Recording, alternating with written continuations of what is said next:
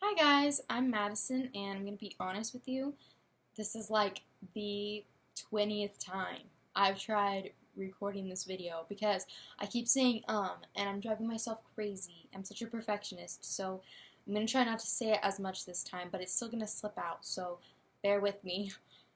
I have my notes here. I'm going to go in order. I'm just going to preface this video by saying that I am an English major and I love reading. I've always loved reading, so I think that will give you some insight into my response. So I think my love of reading really began before I was even born, and I'm going to explain that because I know it sounds crazy and it doesn't make any sense, but my big brother, who is about 10 years older than me, used to read to me when I was still in the womb quite often. And the only reason I know this is because my family still talks about it quite a bit because it is a silly little coincidence that he loved reading to me when my mom was still pregnant with me and I am pursuing an English degree 20 years later. So as I got a little older, I asked to be read to all the time. My parents and my brother read to me pretty much all the time. And I can remember just like staring at books and pretending I was reading them. One of my favorites was Mr. Cuckoo's Clock Shop by Arnold Shapiro. I believe that was published in the early 80s, so before my time. I misplaced it. I can't find it. Sadly, I wish I still had it. I also really loved this pretty big compilation of children's fairy tales that I had, and my favorite from that was The Princess and the Pea. I loved that one. I definitely asked for that one the most. As I got a little older and I was able to read myself, I was really into fantasy. When I was about 11 years old, I got into the Harry Potter series. You can see my collection there on my bookshelf. I have a wand and glasses and chocolate frog and all that stuff. I'm obviously still really into Harry Potter. It's a huge part of my life. It's really changed me as a person, I think, and I'm so grateful I picked that book up when I was at such an impressionable age. Obviously, I still read a lot as an English major. It's a lot of heavy reading and critical reading, but I really enjoy that. But when I don't feel like reading critically, I reread Harry Potter sometimes. I still find new stuff in it, and it's still fun to read, even though I've done it so many times. I dabble in young adult fiction. I pretty much read anything. I just picked this up for in between classes this semester, and it's a true crime book called The Stranger Beside Me by Anne Rule. And it's really interesting because Miss Anne Rule knew serial killer Ted Bundy, and they were very close friends for many years before his crimes came to light. And if you're interested in true crime, I really recommend Anne Rule. She's very passionate about what she does or did. She sadly passed away. But she's very engaging, and I really enjoy her work. So, the value of reading aloud to children. I think you can guess what I'm going to say based on what I've already said, but I think there's great value in reading to children. It's so far superior to placing them in front of the TV or the tablet. Even though tablets can read aloud to kids these days, it's just not the same.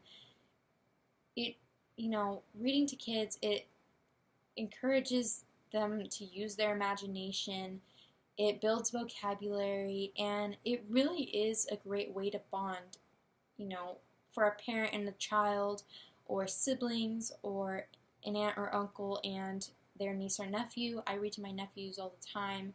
It is a fun little activity and way to pass the time, and I think it's something that's really dying in our society, honestly, and I think we really need to go back to that. It's very important, I think. So, origins of children's literature. For historical origins, I thought it was actually really interesting that children were taking interest in that pulpy literature sold on the street that was initially intended for adults, like Robin Hood, for example. And I think publishers started to notice that kids liked listening to and reading these stories as well, and it really opened their eyes to the fact that there was and still is a market for children's literature. And I think that's probably one of the greatest decisions humankind has made for society. And it did start with like preachy, moralistic works, and it remained that way for a long time, but it was still, I believe, the true genesis of children's literature as we know it today. So, as for domestic origins, when the concept of childhood began to be embraced by adults and more specifically parents, and child labor began to decline, especially in the UK at this time, and mothers began being more maternal, I think that really made children's literature more popular. And I think mothers used children's literature and nursery rhymes to not only teach their children, because as I said, it was very moralistic then, but like I said, it's a great way to bond, and I think they used that as a way to connect with their children then. So, as for specific and symbolic origins, my understanding of that little section that we read was that the specific and symbolic origins came from children's authors finding inspiration in their own children. And the most striking example I've found of that was A.A. Milne, I believe that's how you say his surname, and his son Christopher Robin, who is obviously one of the main characters of Winnie the Pooh. And Winnie the Pooh himself was Christopher Robin, one of Christopher Robin's toys, and so were all the other characters. So I think that's a really important and very striking example of how these really specific symbolic parts of these children's authors' lives became an origin for children's literature as we know it. Nursery rhymes. So, like most people, I'm very familiar with Mother Goose's nursery rhymes. I obviously grew up with Twinkle Twinkle Little Star, Bo Peep, Jack and Jill, I think that's Mother Goose, but especially Baa Baa Black Sheep. That one was probably my favorite. I remember one specific visit to my grandma's, I just kept asking her to repeat that one and repeat it and repeat it and repeat it.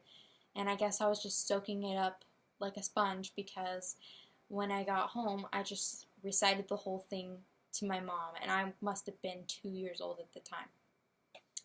So, yeah, Mother Goose was a huge part of my childhood.